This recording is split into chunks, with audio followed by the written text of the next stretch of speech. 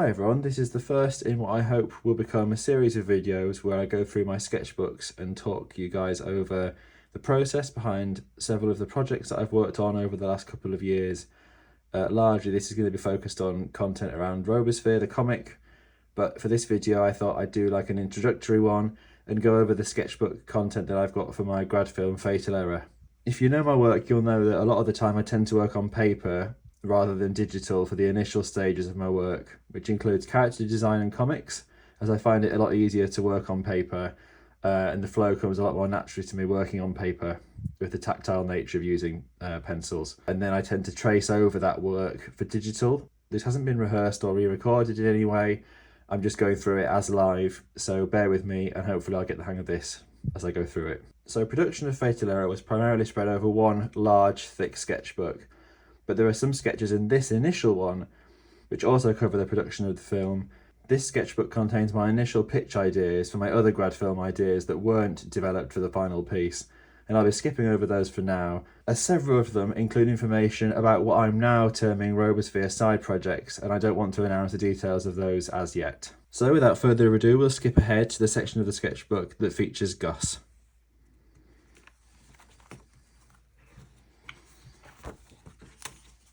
So here are some early sketches of Gus, the character that would become Gus, when my only idea for Fatal Error was about making a new android character that human beings would find easier to read than some of my other robot characters, who, as you may know from Robosphere, don't always look like stereotypical robots or androids. You can see from this already that I was thinking about working him into the basketball side of the Robosphere, the comic. I wanted to make sure that I could make a character for this film that would be useful for future projects as well, and not just be a one-off character, even though it was brand new for the film. Now these development sketches go directly into the main sketchbook used for Fatal Error, which is this one. As you'll see, the sketchbook's a lot thicker, and there's a lot of content in here that is actually for Robosphere comics, but we'll skip ahead to the stuff that's about Fatal Error. At this point in the film's production, it was being called Augustine, which is a reference to Gus, the full version of the name Gus. You can see here, these are some early sketches of the two characters in the film, one of which is Casimir, who you'll no doubt recognise from the comics, and the other is Gus.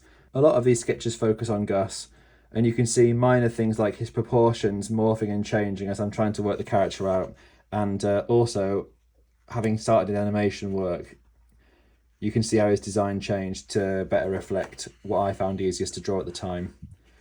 So here's some sketches from the world of Fatal Error. A lot of the inspiration for this came from the atomic age, kind of the perceived utopian age of atomic energy that never really came about. You'll get a lot of 1950s influences in this as well, and brutalism, and also a lot of inspiration from animated science fiction films as well, things like Akira coming through as well. These are just some generic buildings, and this is one of the downtown streets.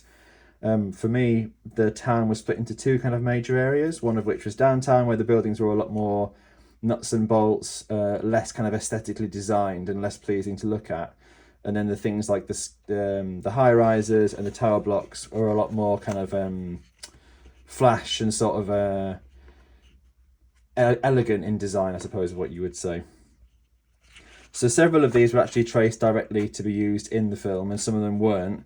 I'll leave it up to you to spot exact things that were used and things that weren't, but you'll find a lot of Robosphere Easter eggs in the backgrounds of a lot of these sketches and these designs, and also things that were cut from the final film. So this is the exterior of the city archive, which is where Casimir works. We've not seen that yet in the comic, but this is the building that Casimir works at in Robosphere. You get glimpses of it in Volume 3, but that's not been released yet. But I'm really excited to build up this street area more in the comics. These are some sketches of the interior of the factory where Gus and all of his kind come from.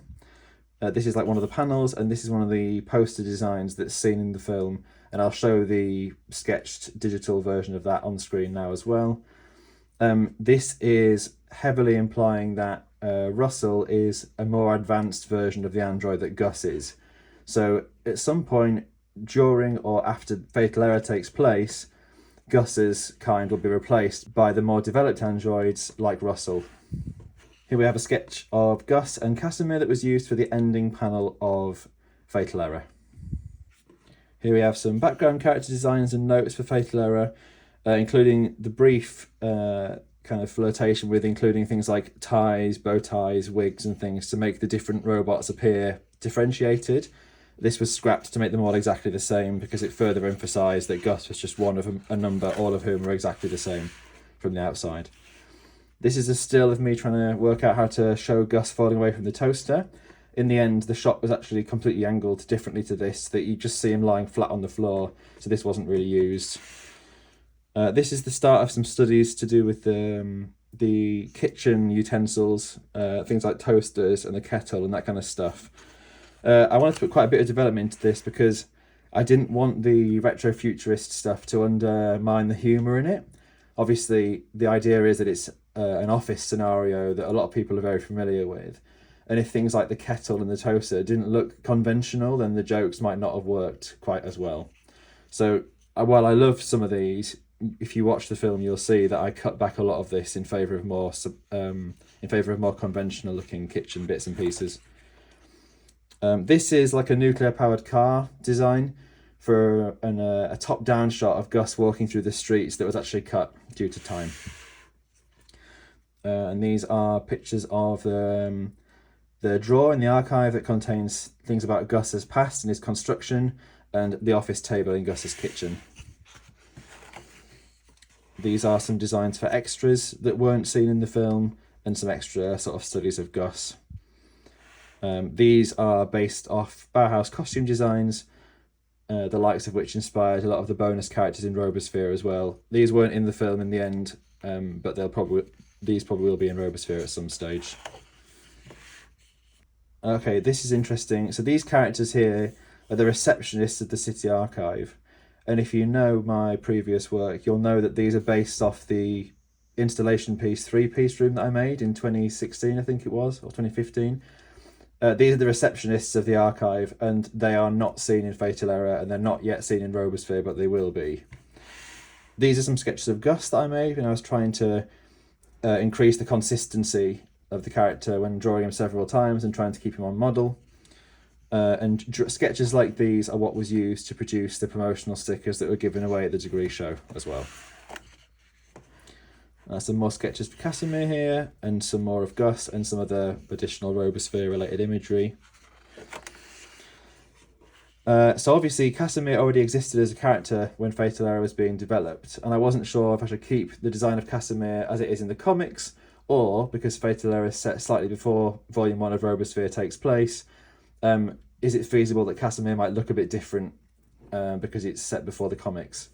So here are some developments of different costume ideas. Some of these have a bit more of an Arabic or like a Middle Eastern influence to them, because I like the idea that you might have a class of robots that's more learned or more enlightened than the other kind of city drone workers.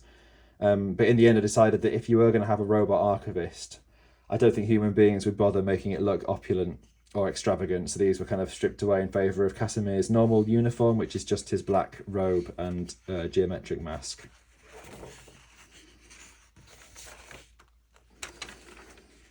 There's some stuff here about Casimir's helmet changing for when he questions why he's seeing Gus do the same thing every day in the film. Some minor set design stuff here to do with the archive and the setting. This is the lift entrance in the archive. And here we have some more sketches of Casimir. This is what was used for his promotional sticker for the exhibition. This is an early name for Fatal Error that wasn't used, and there's some more like logos here of other alternative names that weren't used.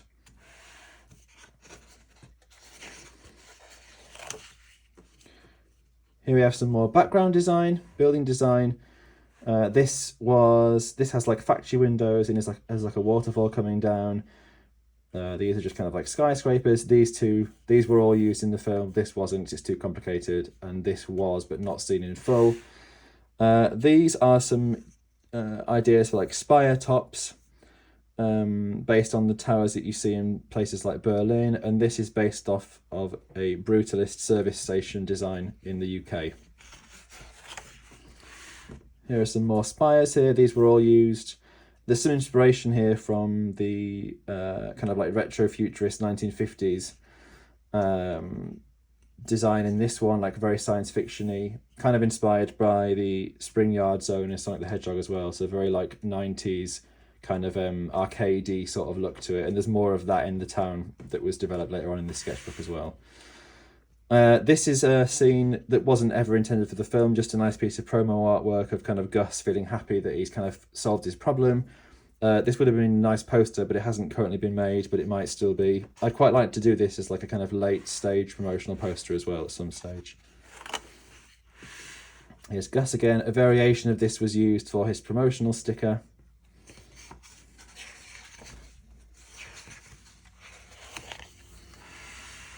Here we have some of the shots from the archive. These were used as the exact reference for several of the different shots and some studies of the lamps as well. Some more of the office worker robots. These aren't Gus. These are the other characters that you see in the kitchen. And this is, again, the receptionist from the archive who was originally intended to be inside the lift with the characters, but this was cut.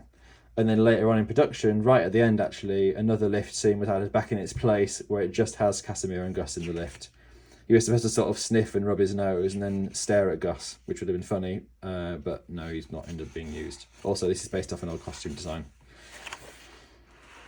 Some more of Gus on the rooftop and falling down. And then some very last minute shots of looking up at the building that Gus jumps off of, and then a street scene here. These weren't really needed because by this point I'd already digitally sketched out for a rough animation process anyway. Here are some more of Gus, just some different body poses and studies. Very rough sketch of the pile of bodies at the bottom. And finally we have this, which is the final shot I worked on in this sketchbook, which is one of the shots in the film where Gus walks away from the archive. Again, it's very rough, but this needed to match a shot that I'd already designed from above where Gus is looking up at the sky. And this is largely as it is in the final film, but it got developed and some of the angles were changed slightly. Okay, well, I hope you enjoyed this little look at one of my sketchbooks. And if you guys enjoyed this, I'd love to do a more in-depth one focusing on the work that I've done for Robosphere. There's a pile of sketchbooks to go through for that. And yeah, stay tuned for some more updates. I've got some full colour character animation shots coming up soon, so I'm really excited to share those. And yeah, thanks for watching.